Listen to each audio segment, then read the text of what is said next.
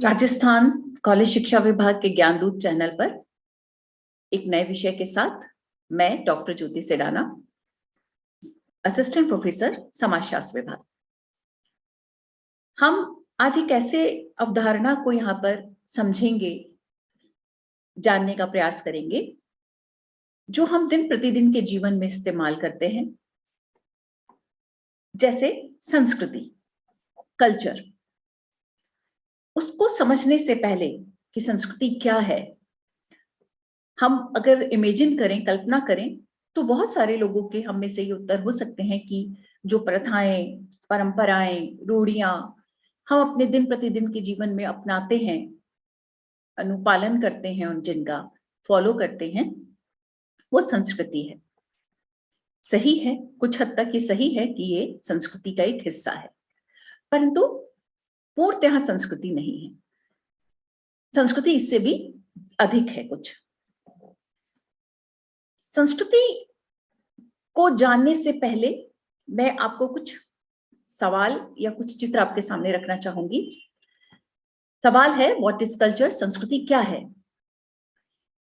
मनुष्य और पशु के बीच अंतर क्या है? जब ये संस्कृति को समझने से पहले बहुत जरूरी है कि हम ये जाने कि मनुष्य और पशु के बीच अंतर क्या है। देखिए, जब पशु या मनुष्य को हम प्राणी कहते हैं, ये जो प्राणी है, ये जन्म के समय दोनों ही, चाहे वो पशु हो चाहे मानव, दोनों ही जन्म के समय शरीर और मस्तिष्क लेकर आते हैं, यानी बायो साइको यूनिट होते हैं दोनों, जैव मनो इकाई जिसे आप कह सकते हैं। जैव मतलब शरीर और मनो यानी मस्तिष्क या मन। तो उसके एक ऐसा प्राणी जिसके पास शरीर है और मस्तिष्क है, मन है, उसको आप जैव मनो इकाई या बायो साइको यूनिट कहते हैं। तो धरती पर जितने भी जीव हैं, चाहे वो एनिमल है, पशु है, पक्षी है या फिर प्राणी मनुष्य है, सभी जैव मनो इकाई के रूप में जन्म लेते हैं। लेकिन आप मनुष्य को सामाजिक प्राणी कहते हैं, सोशल एक्टर कहते हैं, सोशल ह्यूमन कहते हैं, सोशल बीइंग कहते हैं, सामाजिक इकाई कहते हैं, सामाजिक कर्ता कहते हैं, लेकिन पशु को नहीं कहते। क्यों? दोनों के बीच क्या अंतर है? तो दोनों के बीच अंतर का कुछ लोग अलग अलग उत्तर देते हैं। जिसे कहा जाता है कि मनुष्य के पास विकसित मस्तिष्क होता है, डेवलप्ड ब्रेन होता है। डेवलप ब्रेन होता है इसलिए उसमें लॉजिकल एबिलिटी होती है, वो तार्किक क्षमता होती है, वो तर्क कर सकता है, reason, cause effect relationship establish कर सकता है चीजों के बीच में, तो लॉजिकल एबिलिटी होती है। और इन सबके साथ उसमें क्रिएटिविटी और इमेजिनेशन पावर होती है, यानी वो कल्पना कर सकता है, सृजनशील किसी भी चीज को क्रिएट कर सकता है।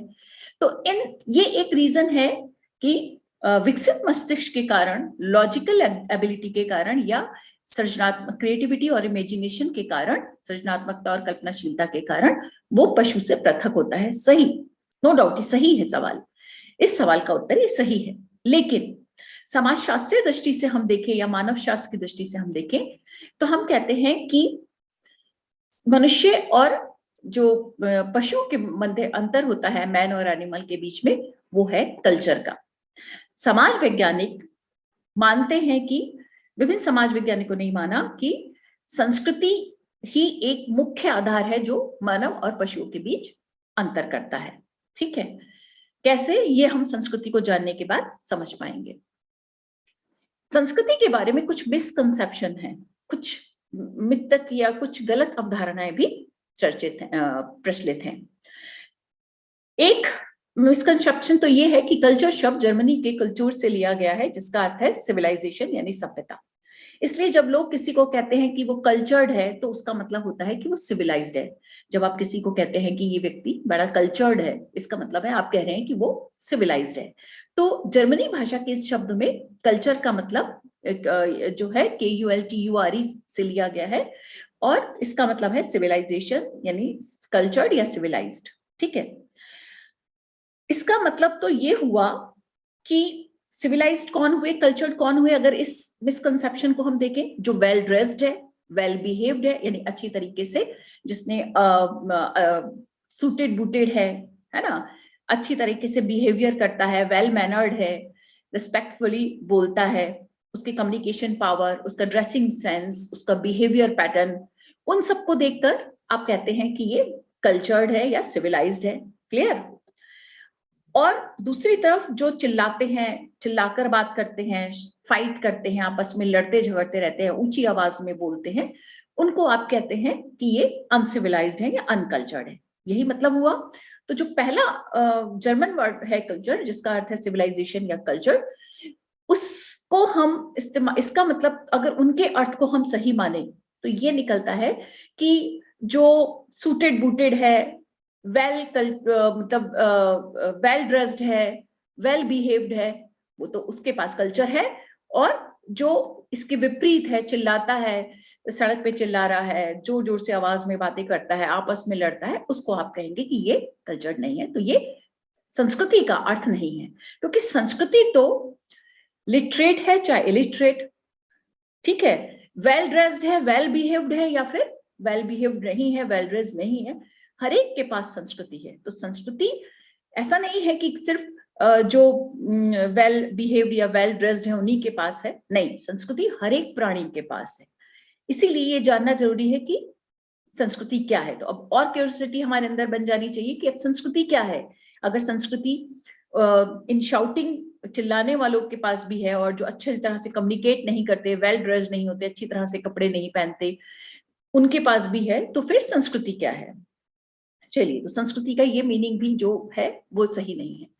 एक और लैटिन भाषा में भी कल्चर शब्द लिया गया है कोलियर से, COLERE।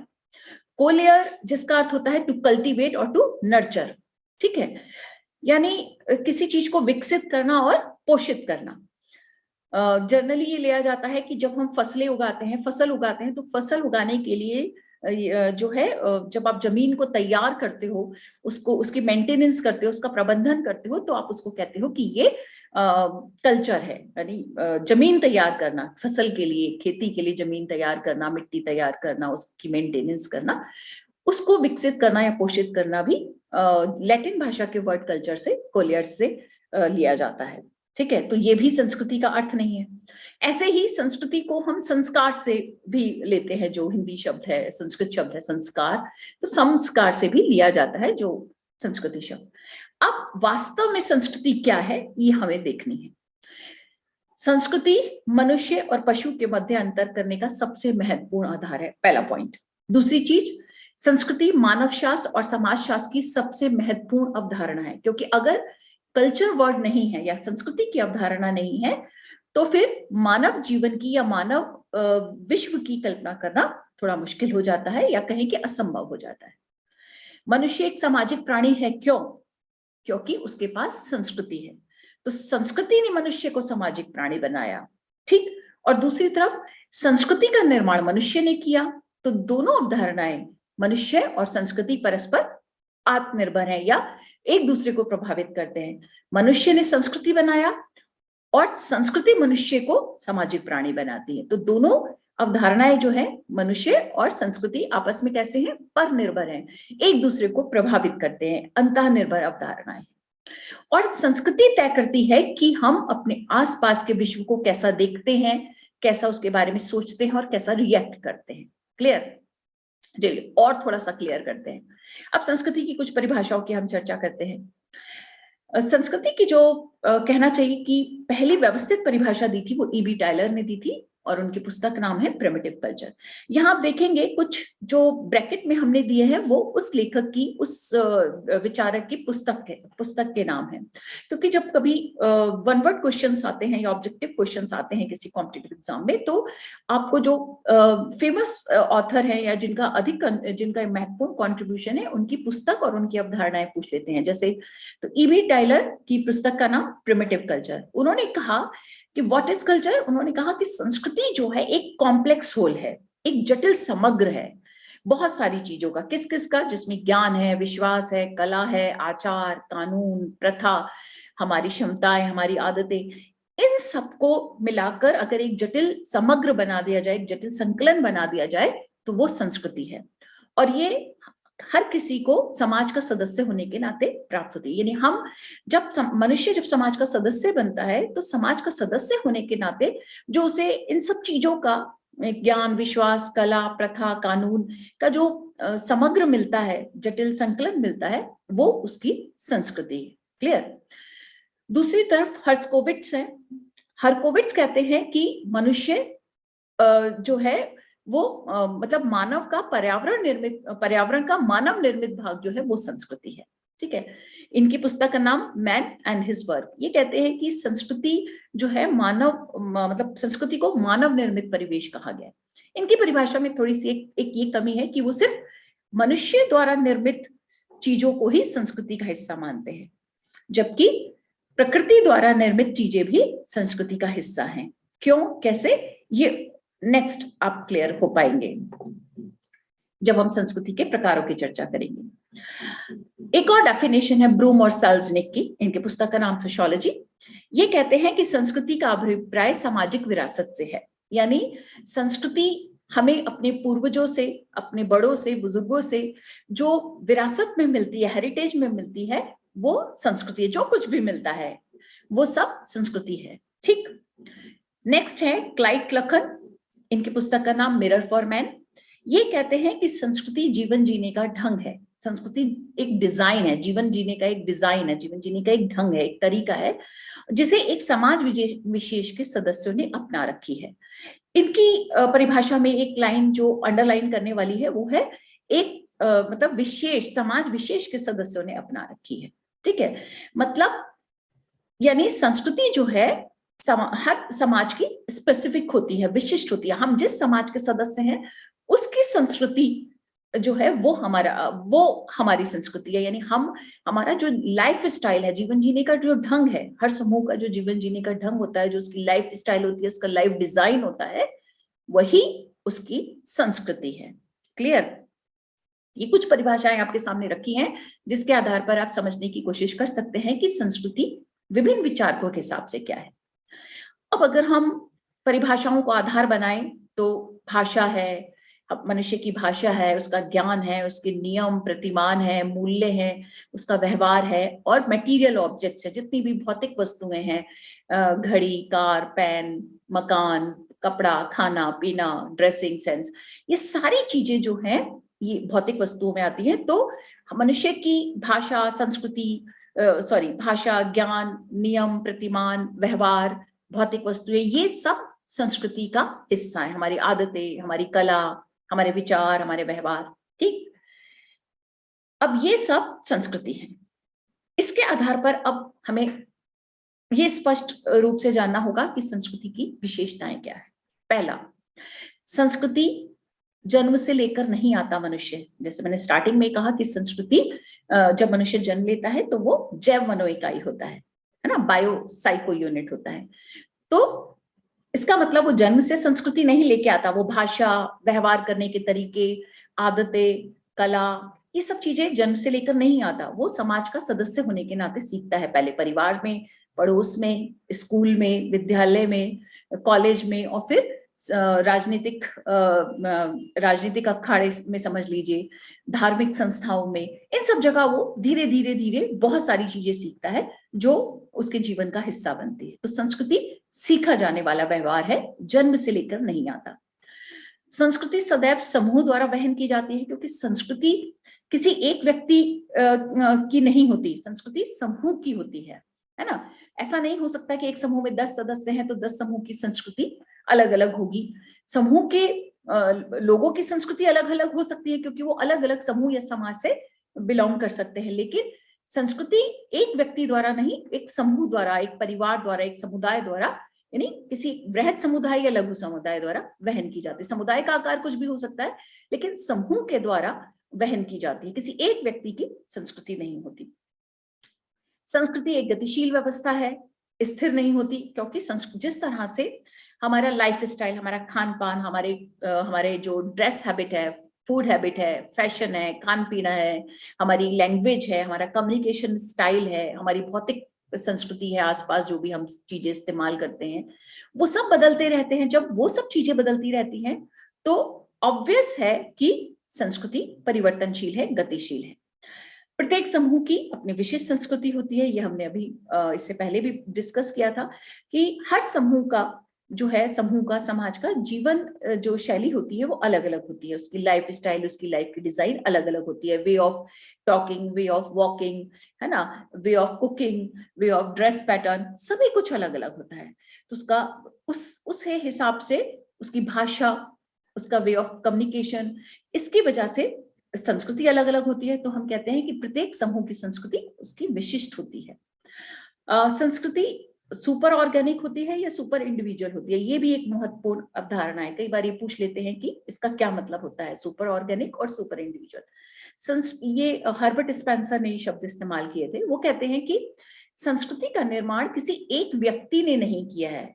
सुपर ऑर्गेनिक यानी ऑर्गेनिक मतलब सावयव, यानी एक व्यक्ति, तो सावयव से परे है, यानी एक जीव से परे है, एक व्यक्ति ने इसका निर्माण नहीं किया है। आप संस्कृति अगर देखें तो हमारा जो जीवन जीने का ढंग है या जीवन शैली है वो एक व्यक्ति द्वारा निर्मित नहीं है, कई व्यक्तियों की साझा प्रयास से निर्मित हुआ है। तो व्यक्ति सुपर ऑर्गेनिक है या सुपर इंडिविजुअल है, ठीक है।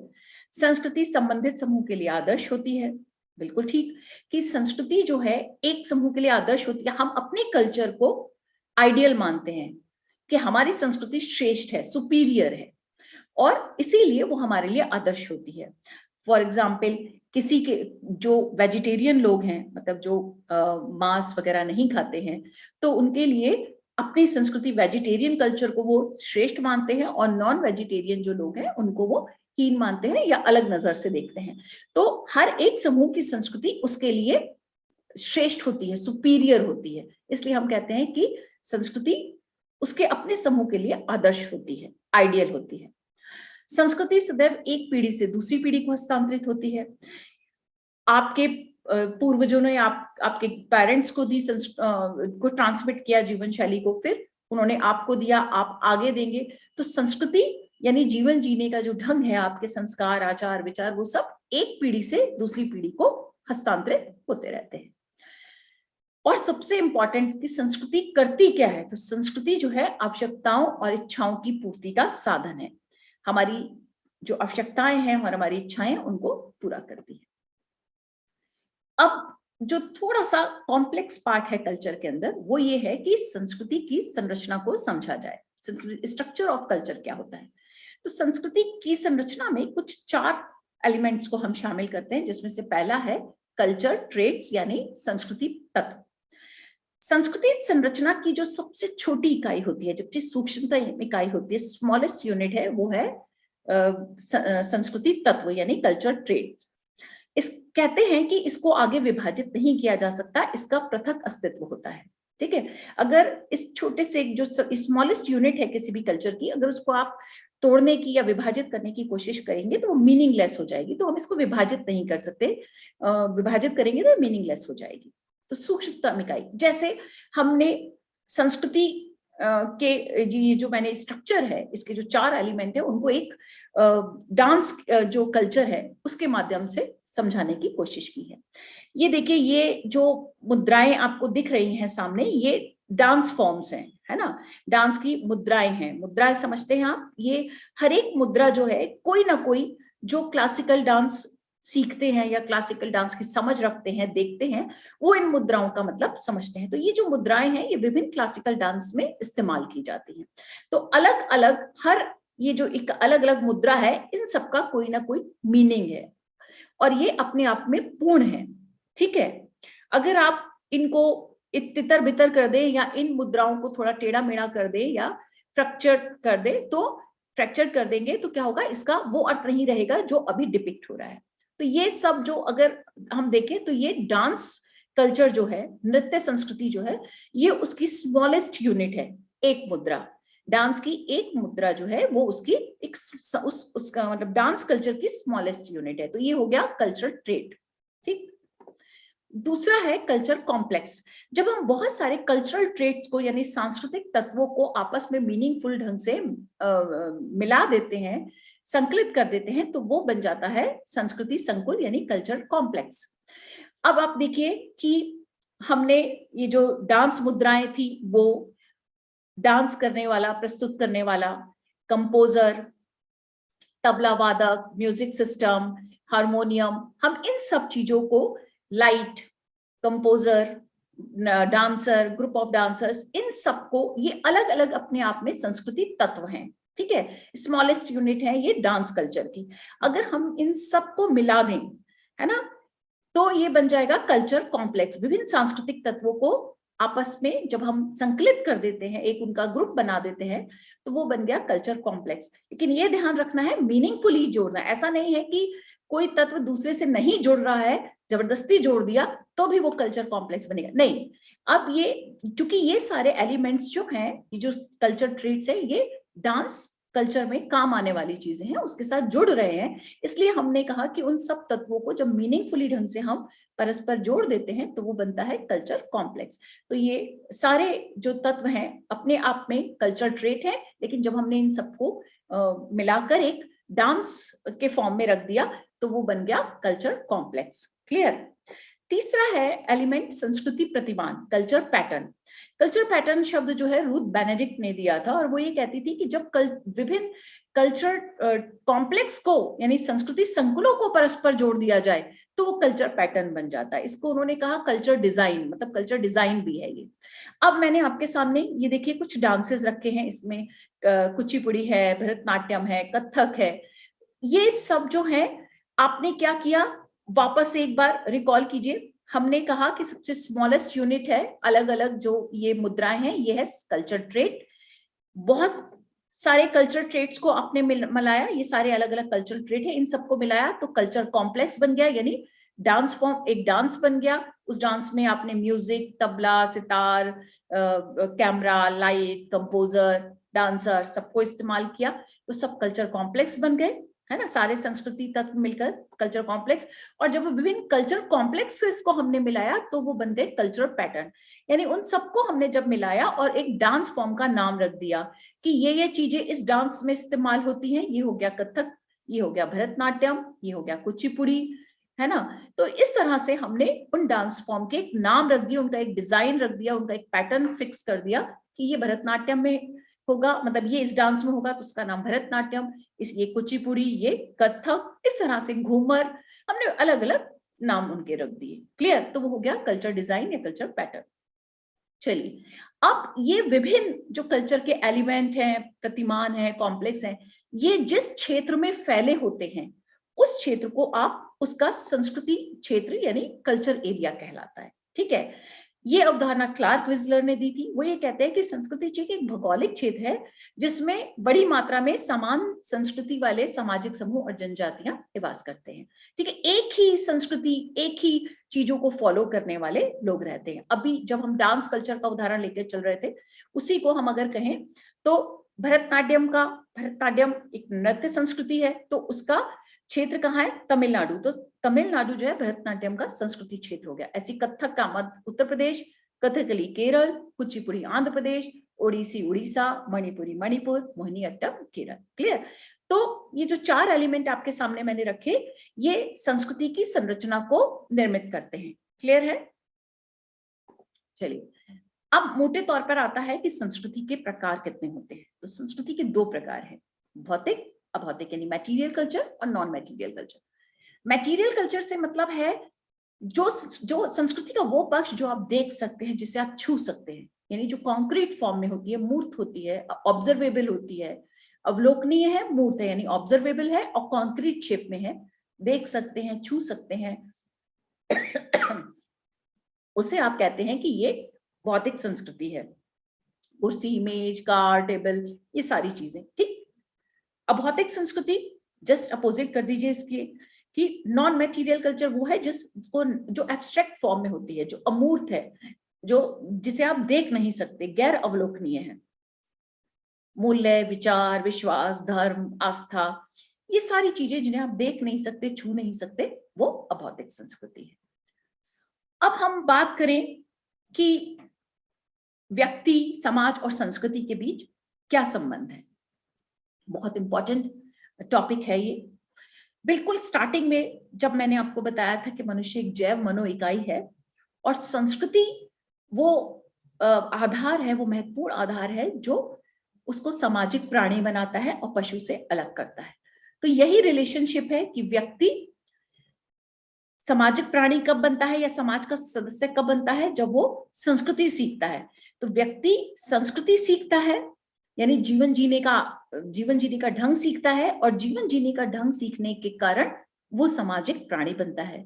दूसरी तरफ हम देखें तो समाज का एक समूह यानी परिवार व्यक्ति को संस्कृति सिखाता है और वो उसे सामाजिक प्राणी बनाता है। तो व्यक्ति, संस्कृति और समाज, इन तीनों के मध्य जो है वो सकारात्मक सहसंबंध है, पॉजिटिव कोरिलेशन है। व्यक्ति संस्कृति को सीखकर ही सामाजिक प्राणी बनता है और पशु से पृथक बनता है। और दूसरी चीज, समाज सामाजिकरण की प्रक्रिया के माध्यम से व्यक्ति के व्यक्तित्व का निर्माण करता है, उसे संस्कृति सिखाता है, उसे मूल्य, प्रतिमान, व्यवहार करने के तरीके, जीवन शैली सिखाता है, और तब वो व्यक्ति समाज का सदस्य बनता है या समाज का सक्रिय सदस्य या सामाजिक प्राणी बनता है, समाज सांस्कृतिक पूंजी बनता है, कल्चर कैपिटल बनता है। इन तीनों के मध्य संबंध से स्पष्ट होता है कि संस्कृति समाज की सबसे महत्वपूर्ण और कहना चाहिए कि सबसे इंपॉर्टेंट अवधारणा है। अभी जो ये टॉपिक है ये कंप्लीट नहीं हुआ है, अभी इस टॉपिक का एक पार्ट और आपके सामने हम नेक्स्ट समय में चर्चा करेंगे, लेकिन ये जरूरी है कि पहले आप संस्कृति के कंसेप्ट को समझ लें। आज का टॉपिक से रिलेटेड कोई भी सवाल आपके पास हो तो आप लोग शेयर कर सकते हैं, सवाल लिख सकते हैं और सवाल पूछ सकते हैं, ताकि जब नेक्स्ट पार्ट हम आपके सामने लेकर आए तब आप समझ सके कि संस्कृति क्या है। एक और महत्वपूर्ण सवाल, जैसे मैंने आपको कहा कि इस लेक्चर में हमने ब्रैकेट में उनकी किताबों के नाम लिखे हैं विचारकों के, तो वो किसकी कौन सी किताब है, इस पर सवाल आ जाते हैं। भौतिक संस्कृति या भौतिक संस्कृति के उदाहरण देकर पूछ लेते हैं वो लोग कि उन्होंने कुछ चीजें दे दी, जैसे कार, पेंसिल, मोबाइल और आइडिया, और पूछा कि इसमें से भौतिक संस्कृति का उदाहरण कौन सा है या नहीं है, तब आपको उत्तर आना चाहिए। ऐसे ही अभौतिक संस्कृति के कुछ एग्जाम्पल दे दिए और पूछा इसमें से अब भौतिक संस्कृति का कौन सा उदाहरण है, तो किताबों के नाम दे दिए, मिरर फॉर्मेट किसकी किताब है, प्रिमिटिव कल्चर किसकी किताब है। तो ये कुछ ऐसे सवाल है जिनको आप अगर ध्यान से पढ़ेंगे, समझेंगे, तो आप ऑब्जेक्टिव क्वेश्चंस कर पाएंगे। फिर भी आपका कोई सवाल है जो इस लेक्चर से संबंधित है, जो आज तक हमने पढ़ा, डिस्कस किया, उसमें अगर आपको कोई भी दिक्कत हो तो आप शेयर कर सकते हैं और पूछ सकते हैं।